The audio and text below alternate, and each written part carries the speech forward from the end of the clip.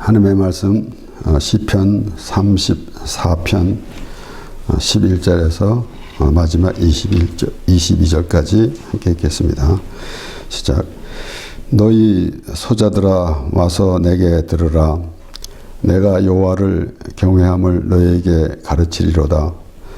생명을 사모하고 장수하여 복받기를 원하는 사람이 누구냐? 내 혀를 악에서 금하며 내 입술을 계산 말에서 금할지어다.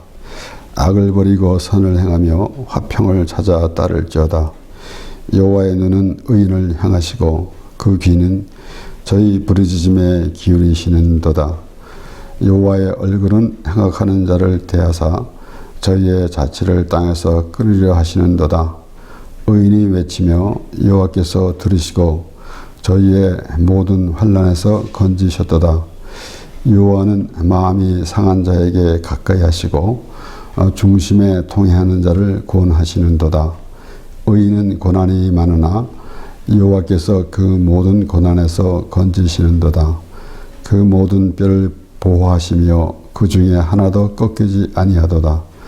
악이 악인을 죽일 것이라. 의인을 미워하는 자는 죄를 받으리로다. 여호와께서 종들의 영혼을 구속하시나니 저에게 피하는 자는 다 죄받지 아니하리로다. 아멘.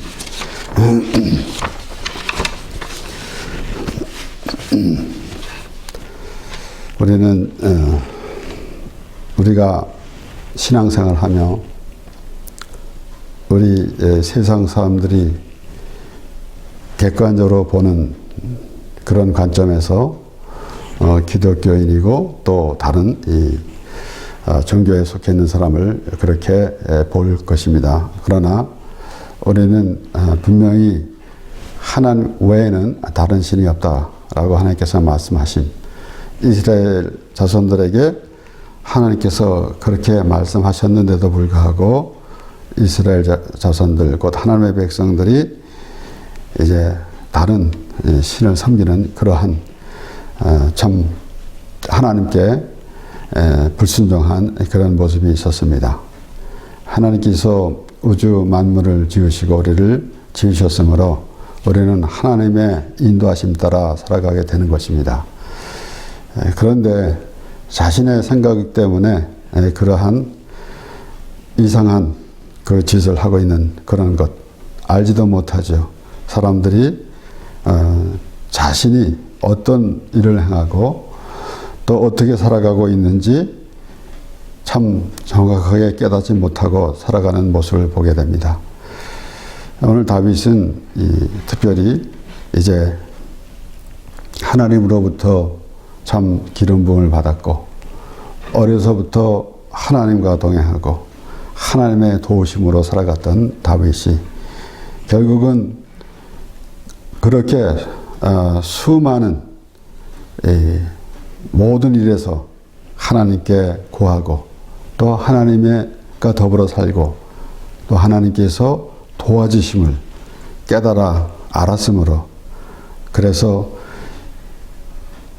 다윗은 이 사울을 피해 도망가면서도 하나님을 찬양하는 그런 모습이 있게 되는 것입니다. 때로는 하나님 앞에 참 부르짖으며 그 고통이 있으니 부르짖으며 기도하는 가운데서도 우리는 무엇을 할 수 있는가 하면은 하나님이 다윗과 함께 하신 같이 우리가 어떠한 그 고난에 있다 할지라도 하나님이 우리와 함께 하신다는 그런 믿음으로 우리가 살게 되는 것입니다.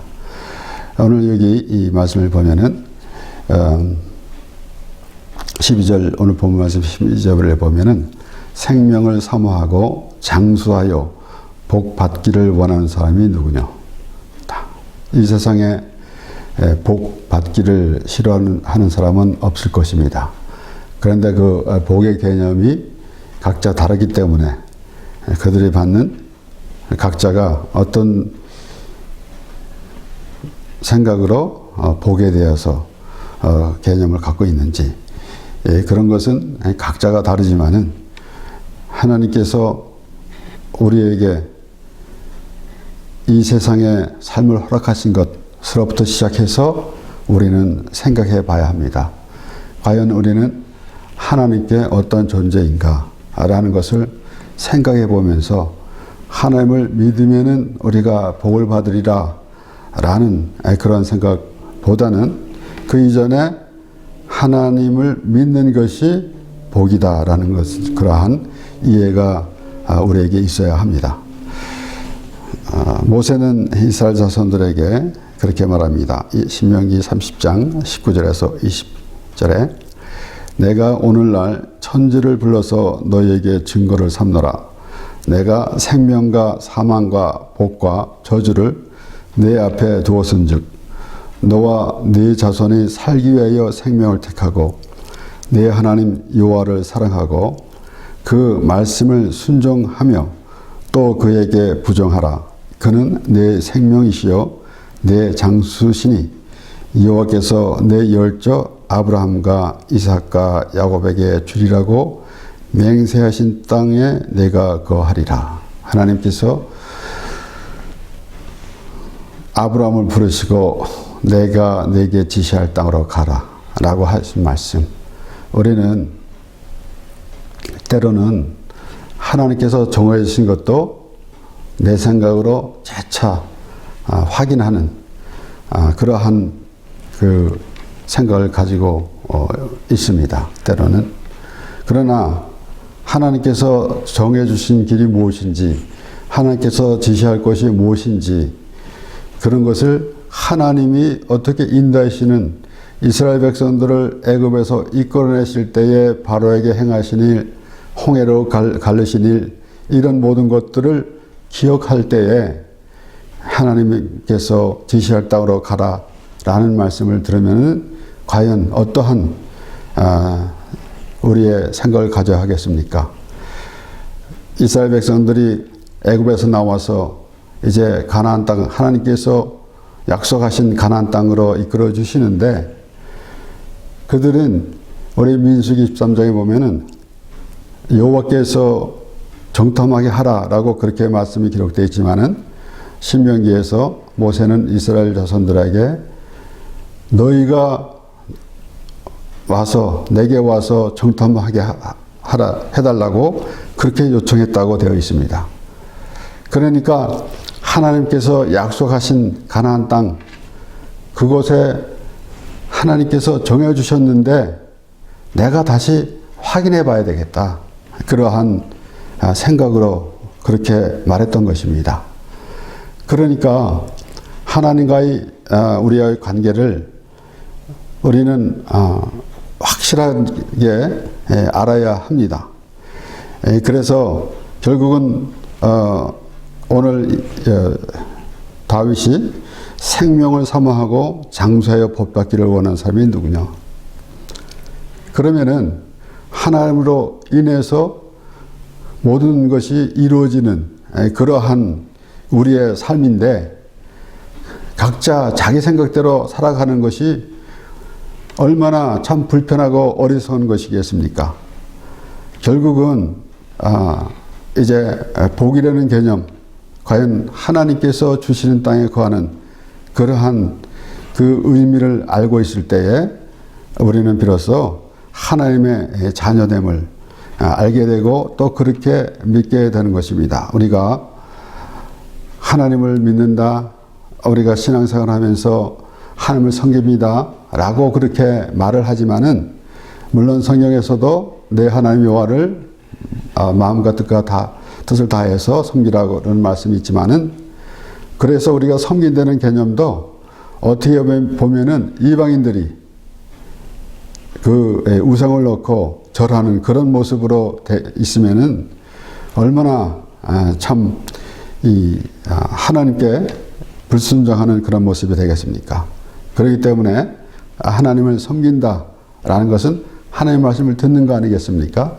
하나님의 말씀은 우리에게 어떻게 주시는지, 하나님이 우리에게 무엇을 말씀해 주시는지 그것을 알아야 할지인데, 거기선 그런 것은 생각하지 아니하고 자신의 입장에서만 그렇게 말할 때가 있습니다.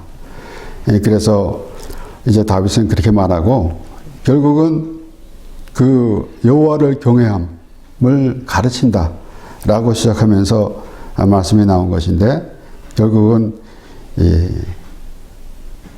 다윗이 그렇게 말하는 것, 우리 이 18절 보면은 여호와는 마음이 상한 자에게 가까이 하시고 중심에 통해하는 자를 구원하시도다. 그러면은 우리가 이 하나님 앞에 어떠한 그 의식을 이렇게 정하고 그렇게 하나님께 예배라는 그러한 생각으로 하나님께 예배하며 하나님을 섬긴다고 하지만은 정작 하나님은 무엇을 원하시는지 그런 것을 알아야 할 것입니다.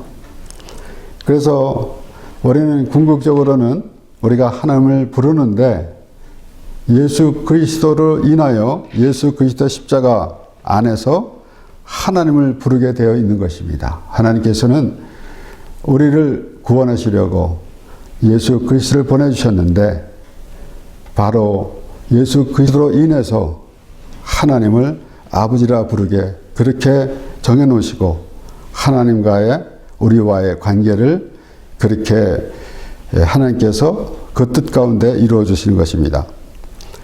이사야 42장 1절에서 4절 말씀에 내가 붙드는 나의 종 내 마음에 기뻐하는 나의 택한 사람을 보라. 내가 나의 신을 그에게 주었은즉 그가 이방의 공의를 베풀리라. 그는 외치지 아니하며 목소리를 높이지 아니하며 그 소리로 거리에 들리게 아니하며 상한 갈대를 꺾지 아니하며 꺼져가는 등불을 끄지 아니하고 진리로 공의를 베풀 것이며 그는 쇠하지 아니하며 낙담하지 아니하고 세상의 공의를 세우기에 이르리니 섬들이 그 교훈을 앙망하리라. 그러니까 우리의 하나님께 예배하는 모습이 어떻게 되어야 하는가 라는 것은 항상 생각해 봐야 하는데 하나님께서 예수 그리스도를 보내주셨는데 그 예수 그리스도를 보내주신 그 뜻은 하나님께서 우리의 죄를 담당하기 위해서 보내주셨는데 그러한 의식은 생각하지 아니하고 우리가 하나님께 무엇을 달라 요청한다거나 또는 이제 어떠한 그 종교 행위를 하면서 하나님께 예배하였다라는 그러한 모습, 이런 우리가 성경 전체를 보게 되면은 물론 하나님께서 예배하신 모든 우리의 삶 그리고 또 하나님께 기도하면서 살 수 있도록 그렇게 인도하신 말씀 가운데서 결론적으로는 그 하나님이 우리에게 향한 그 마음 그것을 보여주시는 것입니다. 그래서 벌써 이사야 42장에 예수 그리스도에 대해서 말씀이 나오는데 상한 갈대를 꺾지 아니하며 꺼져가는 등불을 끄지 아니하고 진리로 공의를 베풀 것이며 그랬어요. 그러면은 항상 우리가 또 생각해 보는 것이지만은 하나님의 관계, 하나님과 우리의 관계는 어떤 관계인가? 내가 선한 행위를 하면서 자랑하면서 하나님 앞에 서는 그런 모습인가? 아니면은 우리는 하나님 앞에 상한 심령이 되어서 하나님과 가까워지는. 그래서 오늘 본문 말씀 18절에는 하나님과의 관계, 하나님께서 가까이 하신다. 여호와는 마음이 상한 자에게 가까이 하신다라는 말씀이에요. 물론 여기에서 이제 마음이 상하는데 어떤 종류인지도 생각해 봐야 하죠. 내가 스스로 이제 내 욕심 때문에 어떤 일을 하면서 내 마음이 상해가 있는지, 내 기준에 맞지 않아서 마음이 상해 있는지, 마치 이스라엘 자손들이 애굽에서 나와서 광야 생활하는 동안에 하나님의 인도하심을 받으면서도 불평과 불명이 원망하고 불평불만한 것은 그들이 자신의 생각에 맞지 않았기 때문에 그렇게 불평했던 것입니다. 그와 같이 그러한 모습으로 마음이 상했다라고 하면은 반대되는 개념이 될 것입니다. 그래서 마음이 상한 것이 어떤 것인가? 지금 다윗은 이제 사울이 죽이려 하니까 도망을 가다가, 그리고 결국은 미친 척까지 하면서 그 목숨을 부지했던 그런 모습, 그런 가운데서도 하나님의 뜻을 헤아리기 때문에 결국은 하나님께 모든 것을 구하고 또 하나님을 찬양하는 그런 모습이 되었던 것입니다. 그래서 물론 우리가 다윗과 같이 또는 성경에 난 모든 인물들과 같이 참으로 믿음으로 하나님께서 보여주시는 그런 인물들처럼 그와 같은 자리에 있지는 못하고 할지라도 우리는 그런 모습을 보면서 우리의 믿음은 어디에 있어야 하는가, 우리가 있어야 할 곳이 어디인가, 마치 하나님께서 아담을 부르시고 아담이 범죄를 했는데 아담이 숨어 있을 때 아담아 내가 어디 있느냐 라고 그렇게 물으심 같은 그러한 그 하나님께서 아담에게 그렇게 말씀하셨는데, 그와 같이 우리는 하나님을 의식하면서 우리는 어떤 자리에 있어야 하는가 라는 것을 생각해 봐야 하는 것입니다. 그래서 오늘 이 보아야 할 성경 구절은 여호와는 마음이 상한 자에게 가까이 하신다 라는 말씀이 얼마나 우리에게 중요한지 모릅니다. 그래서 이스라엘 자손들처럼 그렇게 자신의 마음에 안 들어서 마음이 상한 것, 그런 것이 아니라 하나님으로 인해서 나는 죄인입니다 라는 그러한 모습이 될 때에 비로소 하나님과의 관계가 이루어지는 것입니다. 그래서 이사야 61장 1절에서 3절에는 또다시 이런 말씀이 나옵니다. 주 여호와의 신이 내게 임하셨으니 이는 여호와께서 내게 기름을 부으사 가난한 자에게 아름다운 소식을 전하게 하려 하심이라.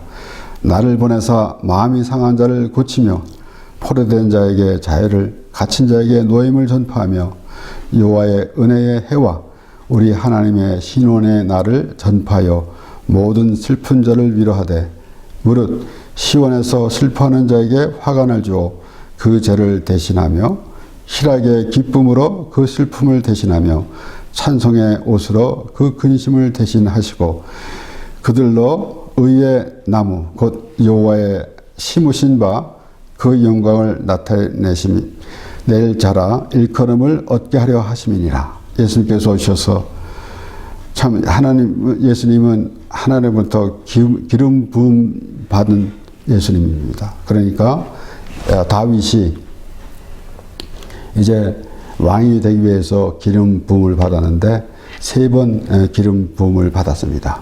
바로 예수님처럼 참 다윗을 보면서 왕이시고 선지자시며 또 제사장으로 그렇게 예수님께서 하나님으로부터 보내심을 받았는데, 그렇게 이사야 선지자를 통해서 이런 예수님이 소개되는 것입니다.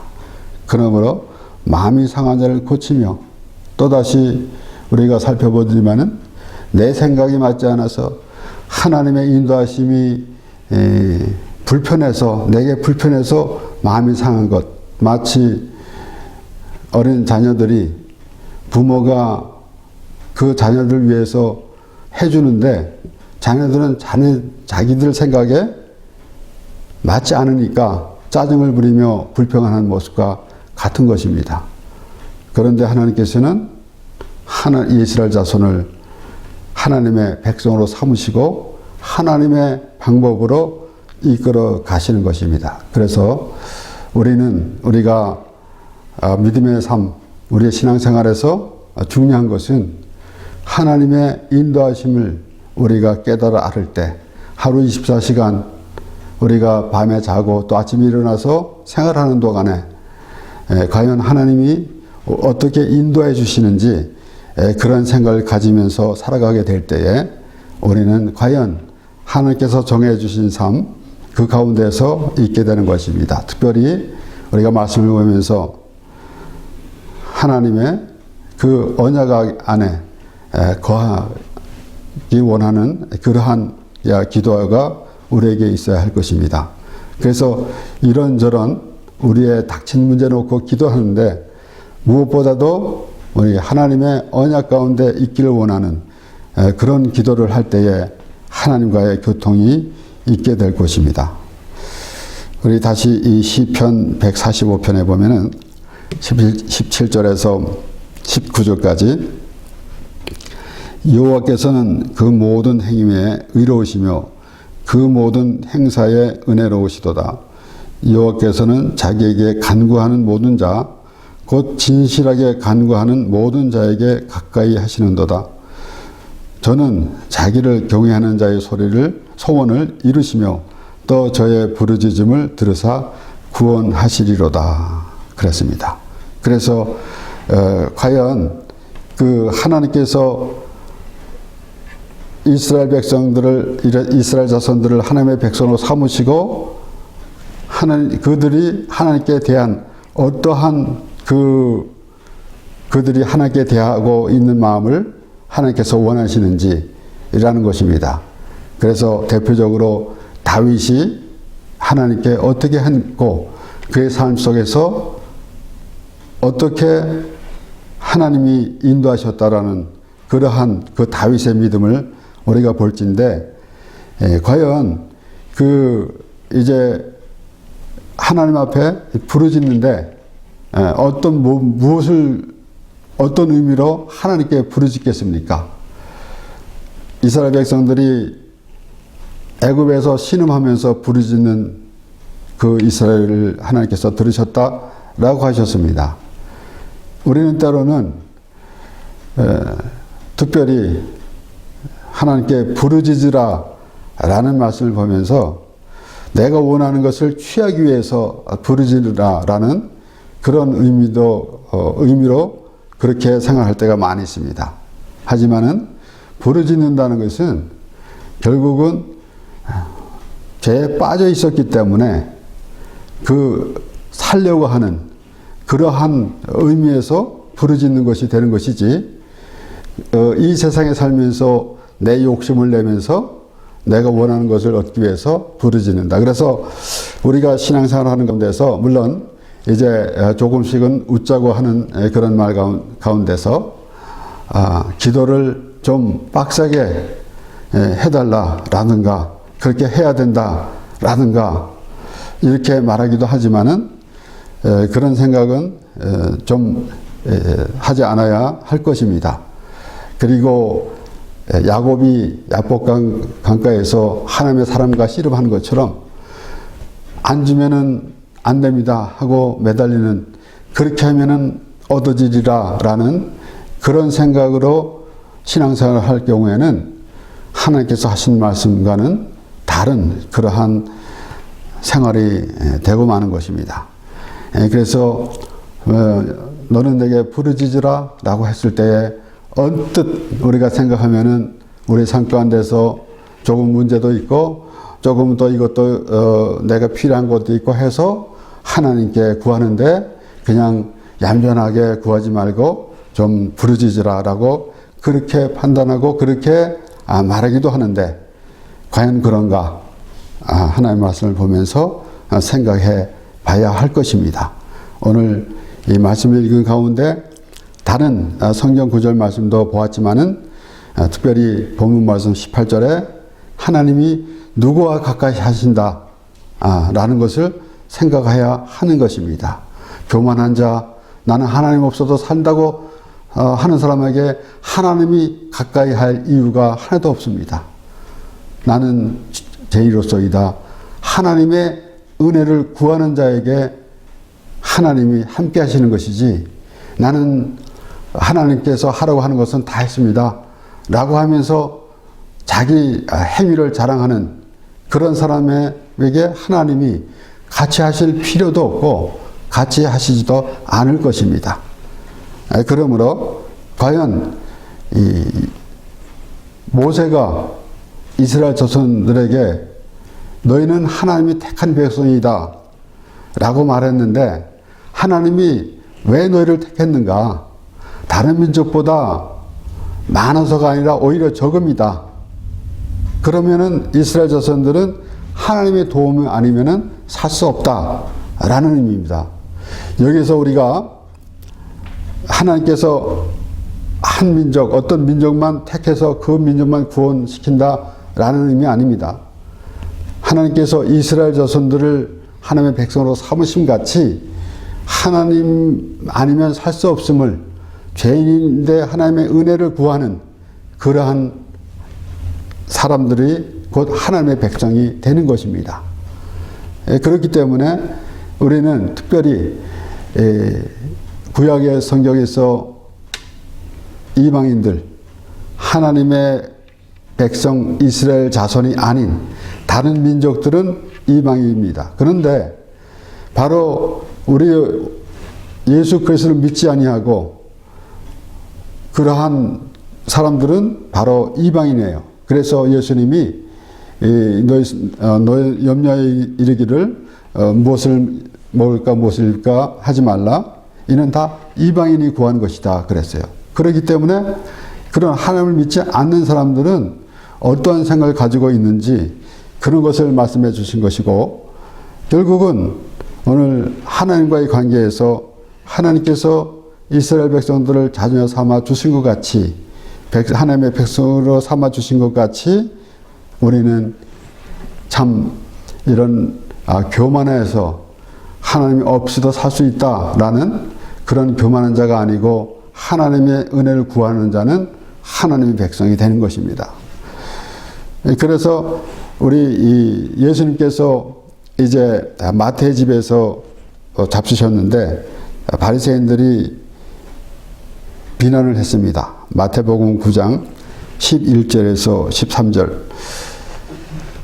바리새인들이 보고 그 제자들에게 이르되 어찌하여 너의 선생은 세리와 죄인들과 함께 잡수시느냐. 예수께서 들으시고 이르시되 건강한 자에게는 의원이 쓸데없고 병든 자에게라야 쓸데있느니라. 너희는 가서 내가 긍휼을 원하고 제사를 원치 아니하노라 하신 뜻이 무엇인지 배우라. 내가 의인을 부르러 온 것이 아니요 죄인을 부르러 왔노라 하시니라. 과연 우리가 하나님을 믿는데 어떠한 생각을 가지고 하나님을 믿는가라는 것입니다. 어떤 이는 말하자면은 창조과학, 이제 하나님이 창조하셨다라는 그러한 그 과학적 증명으로 해서 하나님을 믿게 그렇게 하기도 합니다. 그래서 하나님이 모든 것을 지으셨구나. 이것은 얼마나 중요한지 모릅니다. 그러나 또한 하나님이 이스라엘 백성들을 하나님의 자손으로 삼아준 것 같이 우리는 죄인임을 인정할 때에, 깨달을 때에 비로소 하나님의 백성이 되는 것입니다. 막연하게 하나님만이 아니라 예수 그리스도를 통해서 죄사함을 받았을 때 비로소 우리는 하나님이라는 의미가 있게 되고, 그래서 하나님 아버지라 부르고 또 하나님의 자녀가 된 것을 알게 되는 것입니다. 그래서 오늘 다시 본문 18절에 여호와는 마음이 상한 자에게 가까이 하시고 라는 말씀을 우리가 기억하고, 그리고 중심에 통해하는 자를 구원하시는도다 라는 것입니다. 그래서 나는 하나님께서 하라고 하는 이런 것들을 했기 때문에 나는 하나님 이제 죽으면 천국에 갑니다 라는 것이 아니라, 하나님께서 예수 그리스도를 보내주셔서 우리의 죄를 사하여 주셨으므로 우리가 천국에 갑니다 라는 그러한 믿음이 있어야 하는 것입니다. 그러면은 이렇게 신앙생활 하는 모든 사람들이 그런 마음이 없는가 라고 반문하기도 하겠지만은, 우리는 반복되어져서 그러한 믿음의 사람이 되어야 한다라는 것이에요. 우리가 예수 믿음으로 구원을 받았는데, 그런데 그러면은 이제는 됐다라는 것이 아니라 그 구원의 기쁨 안에서 살아야 하는 것입니다. 그래서 두렵고 떨림으로 너의 구원을 이루라 라고 사도 바울이 그렇게 말한 같이 우리는 항상 하나님 앞에 하나님께서 우리를 택해 주셨고 우리를 하나님의 백성으로 삼아 주셨는데 바로 우리가 죄인인데 예수 그리스도를 통해서 우리를 의롭게 여겨주시고 하나님과 함께 영원히 하나님께서 살게 그렇게 하여 주셨고 그래서 오늘 본문 말씀 여호와는 마음에 상한 자에게 가까이 하신다는 말씀을 기억하고 그러한 그 하나님이 우리와 함께 하시는데 어떻게 하시는지 그러한 그 하나님의 말씀을 깨닫고 그러한 믿음의 사람으로 하나님과 동행하는 삶이 되길 바랍니다. 기도하겠습니다.